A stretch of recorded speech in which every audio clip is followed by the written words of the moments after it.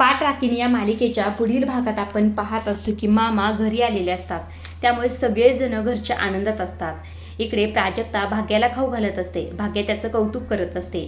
आता मामांची टर्न असं इथे प्राजक्ता म्हटल्याबरोबर इकडनं मामा म्हणत असतात, मी नंतर खातो, पण माझ्या प्रश्नाचं उत्तर द्या, माझ्या ऑपरेशनचा खर्च, ह्या सगळ्या गोष्टी तुम्ही कशा केल्या, कसं सगळं जुळवून आणलं, असं म्हटल्यानंतर आता ह्या तिघींनाही टेन्शन आलेलं असतं, म्हणजेच भाग्या, प्राजक्ता आणि मामींना सुद्धा। आता मामांच्या या प्रश्नाचं उत्तर नेमकं काय देतात हे पाहण्यासारखंच आहे। दुसऱ्या बाजूला जी काही प्रीती आणि श्रेयश असतात, त्या दोघांचीही प्लॅनिंग सुरू असते। त्यांना खरं तर आलोकला त्याचं लग्न ठरत आहे ही बातमी कळून द्यायची असते आणि त्यामुळेच ते दोघेही आलोकच्या रूमच्या बाहेर उभा राहून बोलत असतात। आता प्रीती श्रेयशला म्हणत असते, आता तरी मला वेळ दे की। त्यावर श्रेयश म्हणत असतो, कशासाठी वेळ हवाय तुला?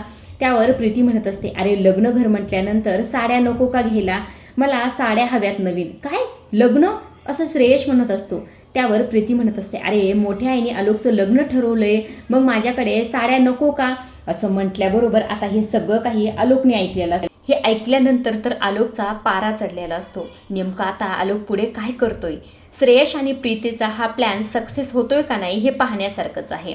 आजच्या पुरतं एवढंच। अशा डेली मालिकेचे अपडेट, नवीन प्रोमो जर जाणून घ्यायचे असतील तर आपल्या चॅनलला जरूर सबस्क्राईब करा आणि तोपर्यंत पाहत राहा पाठ राखीन। धन्यवाद।